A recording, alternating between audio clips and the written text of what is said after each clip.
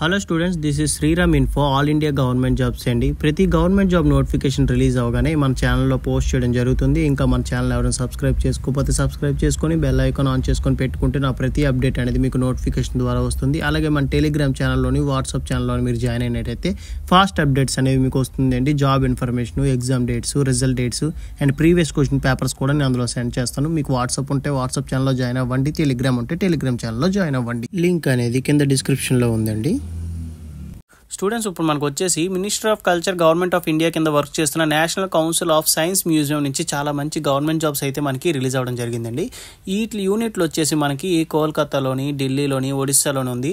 మన ఆంధ్రప్రదేశ్లో చూసుకున్నట్టయితే మనకి తిరుపతిలో కూడా ఉందండి. చూడండి, ఇది వచ్చేసి మనకి welcome to regional science centre Tirupati అని ఉంది కదండి. ఇది వచ్చేసి మనకి తిరుపతిలో ఉందన్నమాట. మనకి కావాలంటే ఇక్కడికి ట్రాన్స్ఫర్ కూడా చేసుకోవచ్చు. యాక్చువల్గా మనకి రిక్రూట్మెంట్ ఎక్కడి నుంచి పడ్డాయి, రిక్వైర్డ్ ఎడ్యుకేషన్ క్వాలిఫికేషన్ ఏంటో చూద్దాం. ఫస్ట్ ఇప్పుడు మనం చూసుకున్నట్టయితే NCSM ది అఫీషియల్ వెబ్సైట్ అండి. ఇందులో మీరు చూసుకోవచ్చు, ఇక్కడ నోటీస్ అని ఉంది కదండి. నోటీస్లోకి వెళ్ళినట్టయితే మీకు రిక్రూట్మెంట్ అని ఉంటుంది. రిక్రూట్మెంట్ మీరు క్లిక్ చేసినట్టయితే మీకు పేజ్ వచ్చేసి మనకి ఇలా ఓపెన్ అవుతుంది. ఇక్కడ ఫస్ట్ ఉంది కదండి, recruitment of office assistant 3 and technical assistant అని ఉంది కదండి. దాని మీద క్లిక్ చేయండి. క్లిక్ చేసినట్టయితే మీకు పేజ్ ఇలా ఓపెన్ అవుతుంది. కింద స్క్రోల్ చేసుకున్నట్టయితే మీకు చూడండి వ్యూ డీటెయిల్స్ అని చెప్పేసి ఉంది కదా, నోటిఫికేషన్ది. అక్కడ క్లిక్ చేస్తే మీకు అఫీషియల్ నోటిఫికేషన్ అనేది డౌన్లోడ్ అవుతుందండి. ఈ నోటిఫికేషన్లో ఇంపార్టెంట్ పాయింట్స్ అనేవి మీకు ఎక్స్ప్లెయిన్ చేస్తాను. మీరు వీడియో అక్కడ స్కిప్ చేయకుండా లాస్ట్ వరకు చూడండి. ఈ నోటిఫికేషన్కి వచ్చేసి ఎటువంటి ఎక్స్పీరియన్స్ అయితే ఏమీ అవసరం లేదండి. ఫ్రెషర్ క్యాండిడేట్స్ అయితే మీరు అప్లై చేసుకోవచ్చు. అఫీషియల్ నోటిఫికేషన్ చూసుకున్నట్టయితే national council of science museum అండి. ఇది వచ్చేసి మనకి అడ్వర్టైజ్మెంట్ నెంబర్. ఓకేనా, ఇక్కడ మీరు చూసుకున్నట్టయితే మనకి ఈ 2 పోస్టులకు వీలైతే రిక్రూట్ చేస్తున్నారండి. ఒకటిది వచ్చేసి ఆఫీస్ అసిస్టెంట్ గ్రేడ్ 3 అండి. దీనికి వచ్చేసి మనకి 4 పోస్టులు ఉన్నాయి. అండ్ నెక్స్ట్ వచ్చేసి మనకి టెక్నికల్ అసిస్టెంట్ ఏ సివిల్ అండి. దీనికి వచ్చేసి మనకి 2 పోస్టులు ఉన్నాయి. కేటగిరీ వైజ్గా మనకి ఇక్కడ పోస్టులు అనేవి ఇక్కడ డివైడ్ చేశారు. నెక్స్ట్ ఇక్కడ చూసుకున్నట్టయితే education qualification office assistant grade 3కి వచ్చేసి మనకి యూనిట్స్ ఎక్కడెక్కడ నుండి వచ్చాయంటే కోల్కతా అండ్ ఒడిస్సా నుంచి మనకైతే పోస్టులు అనేవి రిలీజ్ అవ్వడం జరిగిందండి. దీనికి పే స్కేల్ లెవెల్ వచ్చేసి 19,900 నుంచి 63,200 వరకు బేసిక్ శాలరీ అనేది రావడం జరుగుతుంది. And next approximately per month మనకి శాలరీ చూసుకున్నట్టయితే 36,425 రూపీస్ అయితే వస్తుందండి. ఎక్కడ మనకి కోల్కతాలో అపాయింట్మెంట్ మనకి అయినట్టయితే మనకి ఈ శాలరీ అనేది వస్తుందండి. పర్ మంత్ స్టార్టింగ్లోనే మనకి ఇనీషియల్గా ఇస్తున్నారు. లేదు అనుకుంటే మనకి ఒడిస్సా అటువైపు వచ్చినట్టయితే 32,168 రూపీస్ అయితే మనకి రావడవుతుంది. ఓకేనా. అండ్ నెక్స్ట్ మనకి ఎడ్యుకేషన్ క్వాలిఫికేషన్ డీటెయిల్స్ చూసుకున్నట్టయితే higher secondary are it's equivalent అంటే 10+2 అండి. ఎవరైనా సరే దీనికి అప్లై చేసుకోవచ్చు. ఇంటర్ చేసిన వాళ్ళు అప్లై చేసుకోవచ్చు. అండ్ నెక్స్ట్ డిప్లొమా క్యాండిడేట్స్ కూడా దీనికి అప్లై చేసుకోవచ్చు అండి. ఓకేనా. దీనికి ఎడ్యుకేషన్ క్వాలిఫికేషన్తో పాటుగా మనకి టైపింగ్ స్కిల్స్ అయితే వచ్చి ఉండాలండి. 10 మినిట్స్ మనకి టైం అయితే ఉంటుంది. 35 వర్డ్స్ పర్ మినిట్ మనం అయితే ఇంగ్లీష్ అయితే టైప్ చేయాల్సి ఉంటుంది. లేదు ఇంగ్లీష్ నేను టైప్ చేయలేను అని అనుకుంటే హిందీ కూడా మనం అయితే టైప్ చేసి వచ్చండి. ఇక్కడ 30 వర్డ్స్ పర్ మినిట్ హిందీ అయితే మనం అయితే టైప్ చేయాల్సి ఉంటుంది. నెక్స్ట్ ఏజ్ లిమిట్ చూసుకున్నట్టయితే 25 ఇయర్స్ లోపు ఉన్న వాళ్ళు ఎవరైనా సరే దీనికి అప్లై చేసుకోవచ్చు. అంటే 18 ఇయర్స్ నుంచి 25 ఇయర్స్ లోపు ఉన్న వాళ్ళు ఎవరైనా సరే దీనికి అప్లై చేసుకోవచ్చు. ఏజ్ రిలాక్సేషన్ అనేది యాజ్ పర్ గవర్నమెంట్ రూల్స్ అండి. అంటే SC ST వాళ్ళకి వచ్చేసి 5 ఇయర్స్ అండి. OBC వాళ్ళకి వచ్చేసి 3 ఇయర్స్ ఏజ్ రిలాక్సేషన్ అనేది ఉంటుంది. నెక్స్ట్ జాబ్ డిస్క్రిప్షన్ దీనికి చూసుకున్నట్టయితే మనకి జాబ్ ఏంటి ఉంటుంది అంటే టైపింగ్, డిస్పాచ్ ఆఫ్ డెస్క్స్ అని చెప్పేసి, and next preparation and processing of bills అని, అంటే ఆఫీస్ వర్క్ అయితే ఉంటుందండి. Photo copying, maintenance of files అని చెప్పేసి ఈ ఆఫీస్ వర్క్ అయితే వీళ్ళకి ఉంటుంది.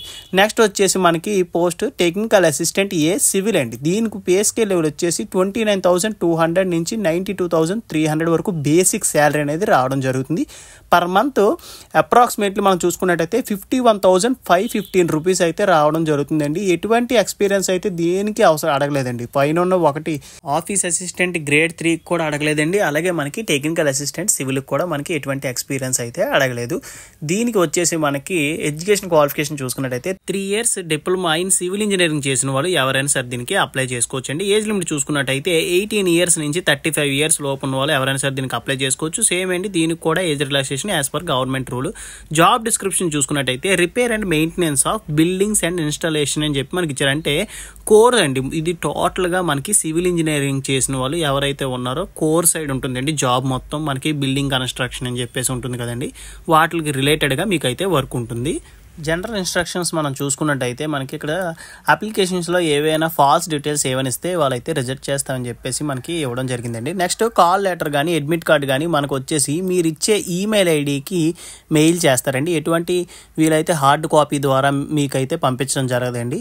మీరు వ్యాలిడ్ ఈమెయిల్ ఐడి అయితే ఇవ్వడం జరుగుతుంది at the time of application. ఆ ఈమెయిల్ ఐడికే మీ యొక్క కాల్ లెటర్ కానీ అడ్మిట్ కార్డ్ కానీ మీకైతే పంపించడం జరుగుతుందండి. అండ్ నెక్స్ట్ మనకి ఇక్కడ చూసుకున్నట్టయితే హౌ టు అప్లై అని ఇచ్చారు కదండి. ఇది వచ్చేసి మనకి ఆఫ్లైన్ అప్లికేషన్ అండి, ఆన్లైన్ అప్లికేషన్ అయితే కాదు. ఫర్దర్గా నేను అప్లికేషన్ ప్రాసెస్ కూడా మీకు ఎక్స్ప్లెయిన్ చేస్తాను, ఎలా ఫిల్ చేయాలి ఏంటి అని చెప్పేసి. మనకి సెల్ఫ్ అటాచ్డ్ కాపీస్ అని చెప్పారు కదండి, రిలవెంట్ డాక్యుమెంట్స్ అంటే మన ఎడ్యుకేషన్ క్వాలిఫికేషన్ కానీ ఏదైనా సరే మనకు ఒక డాక్యుమెంట్ ఉంటుంది కదా, ఆ డాక్యుమెంట్కి కిందన మనం సైన్ చేస్తే అదే సెల్ఫ్ అటాచ్డ్ అండి. ఓకేనా. నెక్స్ట్ మనకి ఇక్కడ చూసుకున్నట్టయితే మన రీసెంట్ ఫోటో అనేది అప్లికేషన్కి అటాచ్ చేయమని చెప్పేసి మనకి ఇక్కడ ఇవ్వడం జరిగింది. నెక్స్ట్ మనకు వచ్చి ఇక్కడ చూసుకున్నట్టయితే మోడ్ ఆఫ్ పేమెంట్ అండి, అప్లికేషన్ ఫీజు చూసుకున్నట్టయితే మనకి టోటల్ వచ్చేసి 885 అండి.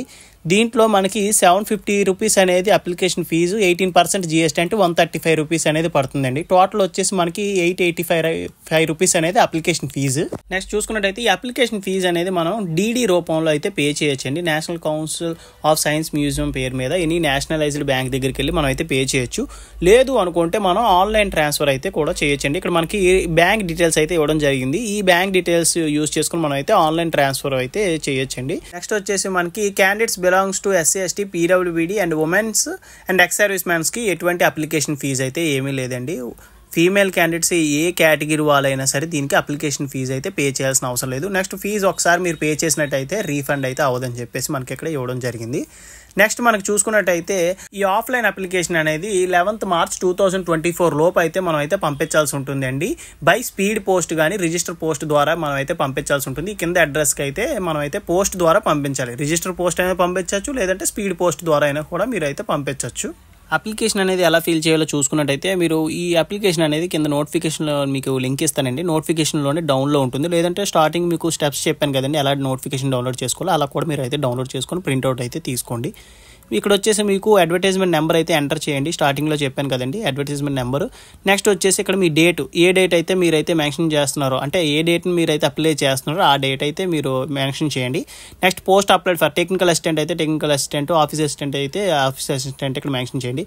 నెక్స్ట్ వచ్చేసి ఇది వచ్చేసి మనకి అప్లికేషన్ ఫీజు డీటెయిల్స్ అండి. ఆన్లైన్ ద్వారా మీరైతే ఈ ట్రాన్స్ఫర్ ద్వారా పే చేసినట్టయితే ట్రాన్సాక్షన్ నెంబరు, ఏ డేట్ని చేశారు, డీడీ నెంబరు, లేదంటే అమౌంట్ ఎంత పే చేశారు ఏంటి అని చెప్పేసి డీడీ రూపంలో కట్టిన వాళ్ళకి ఇదేండి, ఆన్లైన్ ట్రాన్సాక్షన్ చేసిన వాళ్ళది పైన అండి.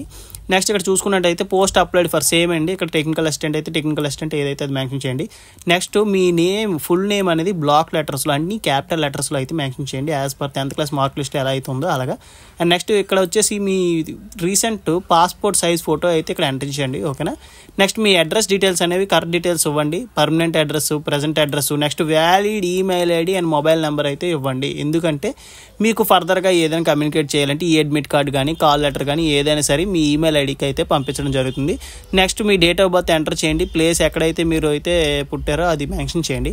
నెక్స్ట్ ఇండియానా కాదని అడుగుతుంటారు, ఎస్ అని పెట్టండి, కిందది వచ్చేసి నో అని పెట్టేసండి.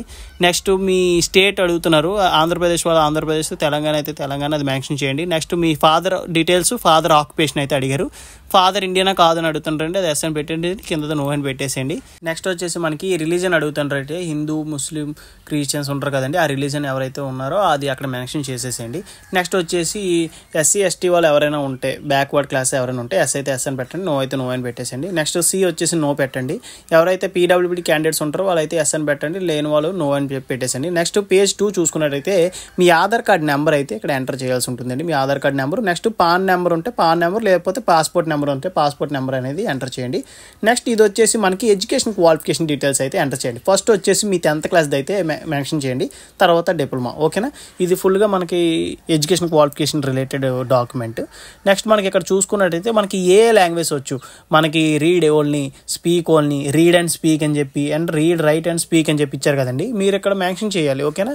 ఏంటంటే రీడ్ ఓన్లీ అంటే మనకి ఏదైతే చదవడం వచ్చో ఆ లాంగ్వేజ్ని అక్కడ మెన్షన్ చేయండి. స్పీక్ ఓన్లీ అంటే మీకు ఇంగ్లీష్ వచ్చు, తెలుగు తెలుగు వచ్చు, హిందీ కూడా మాట్లాడగలను ఓకే అని అనుకుంటే అక్కడ మెన్షన్ చేయండి. రీడ్ అండ్ స్పీక్ అంటే చదవగలను రాయగలను అనే లాంగ్వేజ్ మాత్రం అక్కడ మెన్షన్ చేయండి. ఓకేనా. నెక్స్ట్ వచ్చేసి మనకి పేజ్ 3 అండి. పేజ్ 3 వచ్చేసి ఎక్స్పీరియన్స్ క్యాండిడేట్స్కి. ఇప్పుడు ఈ పోస్టులకు సంబంధించి ఎటువంటి ఎక్స్పీరియన్స్ అయితే ఏమీ అడగలేదు. ఎవరైనా ఎక్స్పీరియన్స్ క్యాండిడేట్స్ ఉంటే ఎక్స్పీరియన్స్ పెట్టుకోండి, మీకు ప్రిఫరెన్స్ అనేది ఉంటుంది. ఎక్స్పీరియన్స్ లేని వాళ్ళు వదిలేసేయండి ఖాళీగా. ఓకేనా.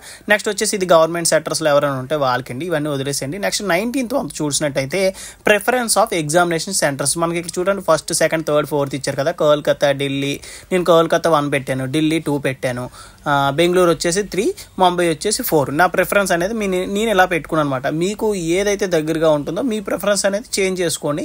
ఇలాగ 1, 2, 3, 4 ప్రకారంగా మీరైతే పెట్టుకోవాల్సి ఉంటుందండి. నెక్స్ట్ వచ్చేసి మనకి 4th పేజ్లో రిఫరెన్స్ అండి.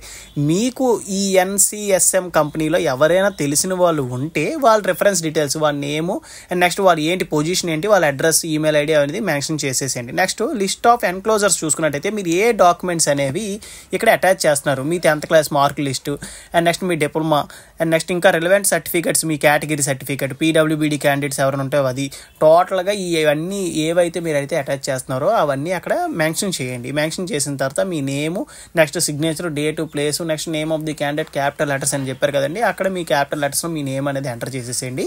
నెక్స్ట్ ఇక్కడ చూసుకున్నట్టయితే లాస్ట్ ఇచ్చారు కదండి, ఇది only for department and officer candidates అండి. నార్మల్ స్టూడెంట్స్ ఎవరైనా అయితే ఏ మెన్షన్ చేయాల్సిన అవసరం లేదండి.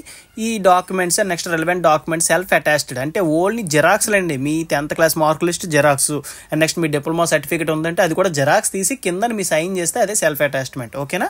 ఈ డాక్యుమెంట్స్ అనేవి ఒక ఎన్వలప్ కవర్లో పెట్టేసి రిజిస్టర్ పోస్ట్ కానీ స్పీడ్ పోస్ట్ ద్వారా మనకి ఇచ్చిన అడ్రస్కి పోస్ట్ ద్వారా మనం అయితే పంపించాల్సి ఉంటుందండి.